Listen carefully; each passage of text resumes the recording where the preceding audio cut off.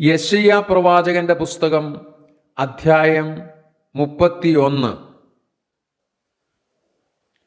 ഇസ്രായേലിന്റെ പരിശുദ്ധങ്കിലേക്ക് നോക്കുകയോ യഹോവയെ അന്വേഷിക്കുകയോ ചെയ്യാതെ സഹായത്തിനായി മിസ്രൈമിൽ ചെന്ന് കുതിരകളിൽ മനസ്സൂന്നി രഥം അനവധി ഉള്ളതുകൊണ്ട് അതിലും കുതിരച്ചേവകർ മഹാബലവാന്മാരാകൊണ്ട് അവരിലും ആശ്രയിക്കുന്നവർക്ക് അയ്യോ കഷ്ടം.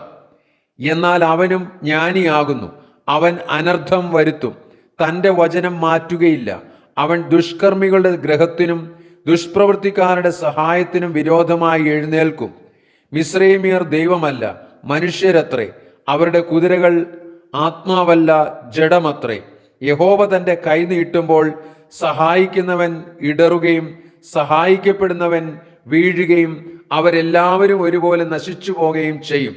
യഹോവ എന്നോട് ഇപ്രകാരം അരുളി ചെയ്തിരിക്കുന്നു: സിംഹമോ ബാലസിംഹമോ ഇര കണ്ട് മുരളുമ്പോൾ ഇടയക്കൂട്ടത്തെ അതിൻ്റെ നേരെ വിളിച്ചുകൂട്ടിയാലും അത് അവരുടെ കൂക്കുവിളി കൊണ്ട് പേടിക്കാതെയും അവരുടെ ആരവം കൊണ്ട് ചുളുങ്ങാതെയും ഇരിക്കുന്നത് പോലെ സൈന്യങ്ങളുടെ യഹോവ സിയോൻ പർവ്വതത്തിലും അതിൻ്റെ ഗിരിയിലും യുദ്ധം ചെയ്യുവാൻ ഇറങ്ങി വരും.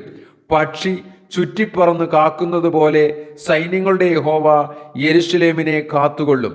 അവൻ അതിനെ കാത്ത് രക്ഷിക്കും, നശിപ്പിക്കാതെ അതിനെ പരിപാലിക്കും. ഇസ്രായേൽ മക്കളെ, നിങ്ങൾ ഇത്ര കഠിനമായി മത്സരിച്ച് ത്യജിച്ചു കളഞ്ഞവന്റെ അടുക്കലേക്ക് തിരിവിൻ. അന്നാളിൽ നിങ്ങളിൽ ഓരോരുത്തൻ നിങ്ങളുടെ കൈകൾ നിങ്ങൾക്ക് പാപത്തിനായി വെള്ളിയും പൊന്നും കൊണ്ടുണ്ടാക്കിയ മിഥ്യാമൂർത്തികളെ ത്യജിച്ചു കളയും. എന്നാൽ അശ്ശൂർ പുരുഷന്റേതല്ലാത്ത വാളാൽ വീഴും, മനുഷ്യന്റേതല്ലാത്ത വാളിന് ഇരയായിത്തീരും. അവർ വാളിന് ഒഴിഞ്ഞ് ഓടിപ്പോയാൽ അവരുടെ യൗവനക്കാർ ഊഴിയ വേലക്കാരായിത്തീരും. ഭീതി ഹേതുവായി അവരുടെ പാറ പൊയ്പോകും, അവരുടെ പ്രഭുക്കന്മാർ കൊടി കണ്ട് നടുങ്ങിപ്പോകുമെന്ന് സിയോനിൽ തീയും യെരൂശലേമിൽ ചൂളയുമുള്ള യഹോവയുടെ അരുളപ്പാട്.